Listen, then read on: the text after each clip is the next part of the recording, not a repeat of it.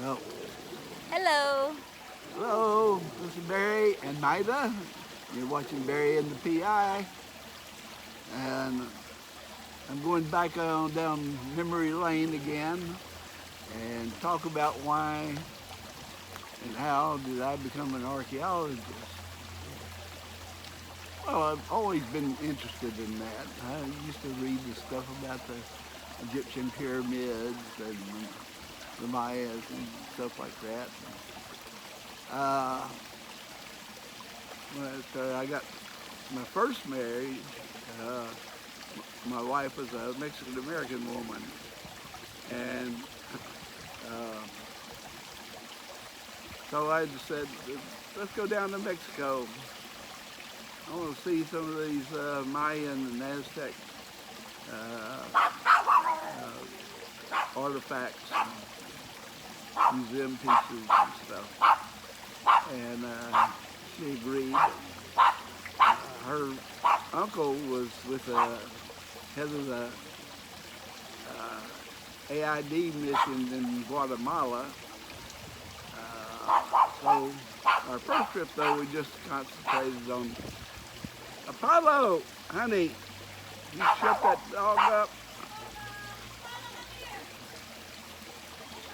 And we just went down to Mexico City, and hung around there for a while. Went down a little further, saw some more Mayan cities, ruins now, and I got hooked on that. So I changed my major, and I'd taken some archaeology courses too, anthropology courses. Uh, so it's time for me to do a field class, archaeological field class, and they assigned a guy with the University of Texas Archaeological Laboratory to be my instructor for the field course in laboratory analysis. And Elton was he was my age, I think. He's a little older. Well, not my age now. I was in my late 20s, 30s at that time. And so he had been working on the excavation, had a team out on the San Gabriel River outside of Georgetown, Texas. And he said that what he wanted me to do is go back upstream about 15 miles and see if there's anything upstream from the Levy Fox site, which they were doing. And so this is an independent study. I had nobody, no other classmates or anything. So what I had to do is go and contact the landowners and get permission to come on their property. And all of them agreed to do that. And so I had to start doing field work. I usually do it on the weekends. Sometimes I take my two girls and some of their friends with me. And so I did that for probably a whole semester. And wrote up a report and got an A. So, and then Elton was, he had long had this idea of creating a arrowhead identification system, computerized. And so I started working on that. And that's mostly in laboratory and drawing all these stuff, points and things. And then I graduated and I got my degree, and Elton had also quit the archaeological laboratory and started his own archaeological consulting firm. Now, what that means is that anytime there's like a federal government's involved, or state government, or even city government, they have to get if they're going to build something, they're going to have to hire an archaeological consulting firm to come out there and check before they start work on the project. Even oil companies, before they're going to build an oil well pad, they have to get it checked. And so they paid him for that service. And I was one of several archaeologists that worked there. So, but meanwhile, we had taken trips up and down Mexico, and I just really loved the Mayans, particularly the Olmecs and Aztecs.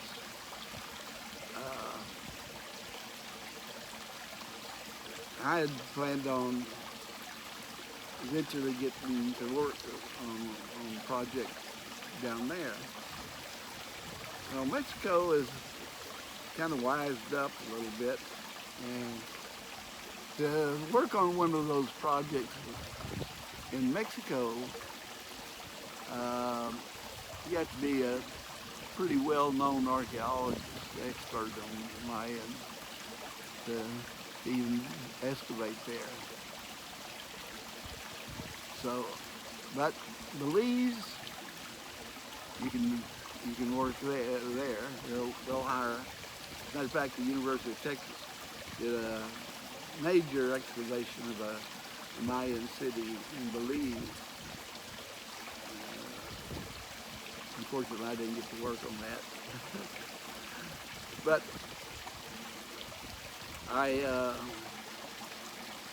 Elton told me I need to go get my master's degree, and because everybody else there had their master's degree, I was the only one. And I did a lot of one project we did down in I think it was McKinney, Texas, or Raymondville, Texas. Yeah, it was Raymondville, Texas. It was out on one of the big ranches. It wasn't the King Ranch, but it was one right next to it. It was huge.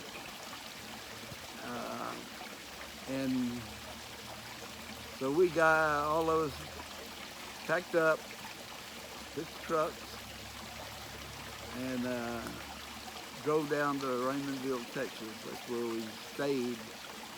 But and then we'd drive out to the ranch. The first time we drove out to the ranch, I was sitting on the front seat passenger, and so when we got to the gate, I had to get out and open the gate up, drive in, and I got out and it looked like a big black cloud heading for us. And it didn't take me too long to realize what that big cloud was. It was mosquitoes. And they descended upon us like they hadn't eaten in weeks. When we got to the place that we were going to do some test excavations, it was so miserable there. You'd open your mouth and mosquitoes would fly in. You breathe deeply and get a mosquito up your nose. They don't taste good. I guess they don't taste good like some of those worms the Filipinos eat in some areas down south. So people were putting, paper bags over their face that cut out the eyes. Tried that for a while, but once we got in there and hired a guy with a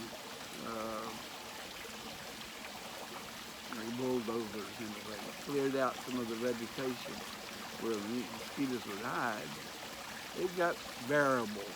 That's about to describe it. And we did some test excavations.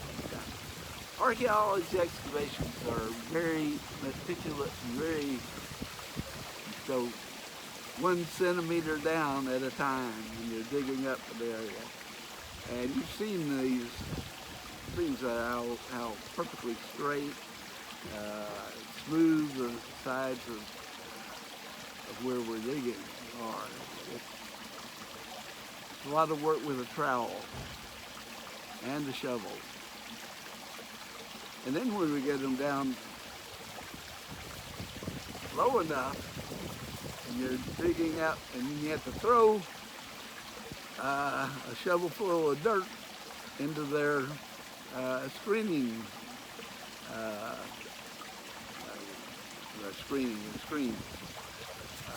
where you go through and you get rid of the dirt and the rocks, and you just leave standing stuff that's important, like an arrowhead or something, or a piece of a grain or something like that.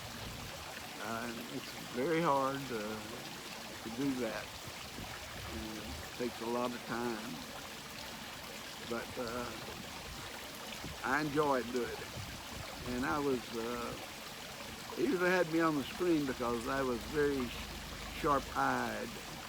I could spot a little tiny fleck of flint amongst all kinds of dirt and rocks and stuff like that.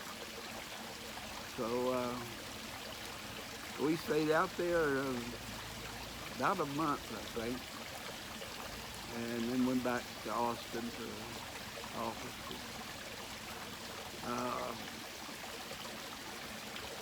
Sometimes there'd be an oil well being drilled somewhere in Central Texas. They would hire us, and we'd have to drive out there, and me and another guy, and check before they can start doing anything there, drilling and stuff.